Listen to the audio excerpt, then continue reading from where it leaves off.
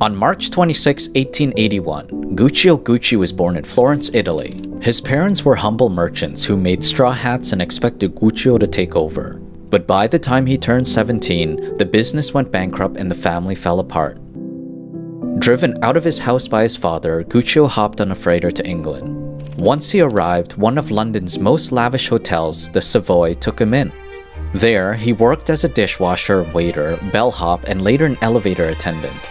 The job was considered a big deal since the hotel was the first in the world to have an electric elevator, and it gave Guccio the rare opportunity to observe its wealthy and famous guests up close. He noticed that all of them traveled with elegant handbags and luggage that were more than just functional items. They were status symbols. He also learned that they were obsessed with the idea of quality and cared very little about the cost.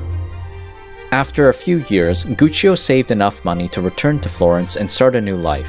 He worked for an antique store, married a dressmaker named Ida Cavelli, and started a family. But when the First World War broke out, Guccio was forced to leave home again and serve in the army. Fortunately, he survived and returned to Florence when the war ended. The city's economy was destroyed, but Guccio found work at a company that specialized in quality leather products. The owner taught Guccio the basics of the trade, including how to work with different types of leather. Guccio learned quickly and was asked to open a new store in Rome as their manager. Ida refused to leave Florence, so Guccio had no choice but to travel back and forth. Each time that he returned home, he longed to open his own shop in Florence more and more. One Sunday, Guccio and Ida went for a stroll around Florence. While walking by a narrow side street, they spotted a small shop for rent. Ida encouraged Guccio to take over and pursue his dream of opening up a shop in the city. With her blessing, Guccio didn't hesitate and pulled their savings and a loan from an acquaintance. He called this shop Valigeria Guccio Gucci, but later shortened it to Gucci. The shop offered leather handbags and luggage that Guccio handpicked from suppliers in Tuscany, Germany, and England. More often than not, Guccio found himself having to commission unique pieces. His experience at the Savoy gave him a knack for sensing what wealthy tourists were likely to buy, and his suppliers fell short of offering them. Eventually, he grew tired of relying on his suppliers and opened a workshop to make and repair his own products. While they became popular among wealthy tourists and the local elite, Guccio was struggling in secret. His family and staff only discovered the truth after he could not hide his tears any longer. He looked like a man facing a death sentence, one of them recalled.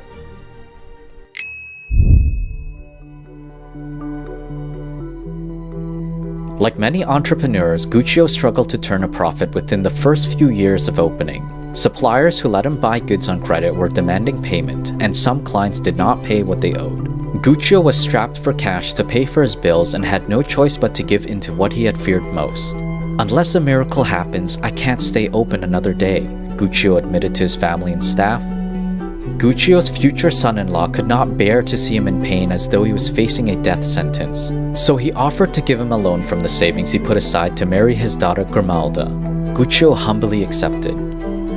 Within the next few months, he was able to pay back the loan in full and hire a team of artisans. Each one was responsible for completing a product on their own from start to finish. Sometimes the process involved putting together 100 different pieces and took an average of 10 hours. As Guccio's business and team grew, Italy's leadership changed. Several nations imposed harsh sanctions on the country, and Guccio could no longer buy all the leather he needed. To save his shop from closing a second time, he took a chance on making new products. First, he made handbags and luggage with both canvas and leather. Leather was only applied to the most used parts of the products: the corners, clasps, and straps. Later, he expanded his product line with accessories, including belts, wallets, and shoes. His loafer was the first in the world to have a gilded snaffle. Meanwhile, one of Guccio's sons, Aldo, was thinking bigger. He had traveled all over Europe and discovered many were interested in his family's products. Why not bring Gucci to them, he thought to himself. When he brought up the idea of expanding to other cities, Guccio shot him down. He believed it was too risky and doubted they could come up with the money. Aldo remained convinced that it was a great opportunity and secretly asked their bank for a loan. Guccio eventually caved in and opened a second shop in Rome. It turned out to be the family's savior when the Second World War broke out and Rome became an open city. Soldiers swarmed the shop to buy anything that they could send to their mothers, wives, or girlfriends back home. When the war ended, Guccio scrambled to get loans from several banks to keep both shops open. And while he remained short on supplies, his team continued to make new and more unique products with what they had, including bamboo-handled and pigskin bags. By the early 1950s, Guccio ran a third shop in Milan. Meanwhile, his sons Aldo, Rodolfo, and Vasco were far from home. They secretly flew to New York to find a location for their first American store. With a $6,000 bank loan in their pocket, they settled on a small shop just off of Fifth Avenue. When Guccio found out through a telegram, he was furious. "Come home immediately, you crazy boys," he cabled back. To him, their plans were nothing more than a reckless scheme, but once again, he caved in. Unbeknownst to his sons, it would become one of the last things that he could do for them.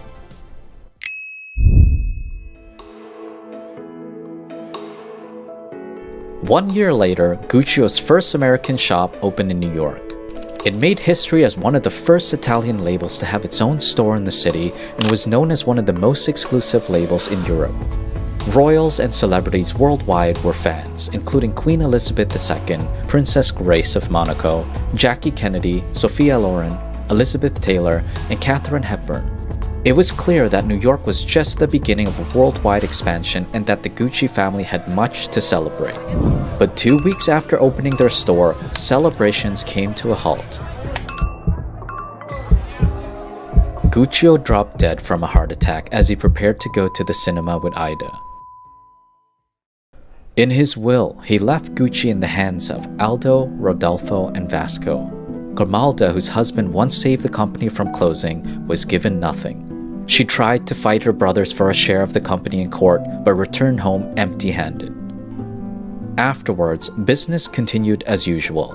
Aldo focused on expanding Gucci abroad, Rodolfo managed its store in Milan, and Vasco ran its factory in Florence. Meanwhile, Gucci's reputation was growing among the elite. And it was all thanks to a product that Aldo once snubbed and many called bizarre: loafers. When Gucci released them in New York, stiletto heels were all the rage.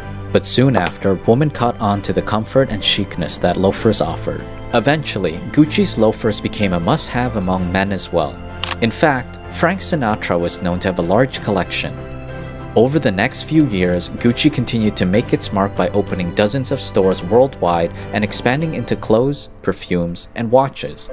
It became widely known as a status symbol and unseemingly untouchable, until history repeated itself. 2 years after Gucci launched perfumes and watches, Vasco passed away from cancer. He had no children, so his stake in Gucci was given to his widow, Maria. Aldo and Rodolfo bought her out and split the shares 50-50. Later, Aldo split 10% of his shares with his sons Giorgio, Paolo, and Roberto. Meanwhile, Rodolfo refused to give a single share to his only son, Maurizio. While collectively, the sons had a small stake in the company, it was inevitable that they would have to step up. Gucci's business had increased 25 times over the previous decade. Still, Giorgio, Paolo, and Maurizio strayed from their commitments and even rebelled. Giorgio secretly opened his own shop using the family name. Paolo started his own label and outed his father for tax evasion. And after Rodolfo passed away, Maurizio was handed half of the company and kicked Aldo out. From then on, Maurizio became hungry for even more power. He was convinced that the only way that was possible was if he bought his family out, but he didn't have enough money and would need to find an investor. Bankers were intrigued by the idea but were skeptical that a deal would be possible because of all the family feuds. Fortunately, one private investment firm, InvestCorp, was crazy enough to take the risk. They were hardly known in the financial world, but had made a fortune by saving and taking Tiffany & Co. public. 2 years after a deal was signed, Maurizio successfully bought his family out. But under his leadership, Gucci's glory days were gone, and the company started losing $30 million a year. InvestCorp agreed to save the company under one condition: Maurizio had to leave. Maurizio fought back but eventually walked away. 2 years later, his body was found slumped outside his office in Milan. His ex-wife Patrizia Reggiani hired a hitman to murder him. Carrying on Guccio's legacy was now left to InvestCorp and its new creative director, Tom Ford. Tom replaced Gucci's grunge look with glamour, and soon after, Hollywood went Gucci. From then on, he created must-have pieces every season. His bold designs led to Gucci reaching record profits of more than $1 billion a year and 2 successful IPOs. Today, Gucci is worth over $17 billion and crowned the world's hottest and fastest growing luxury brand. It's also favored amongst millennials and teens, thanks in part to bringing in an outsider. This is the story of how a dishwasher built a billion-dollar luxury brand that survived a series of war, bankruptcy, and family feuds,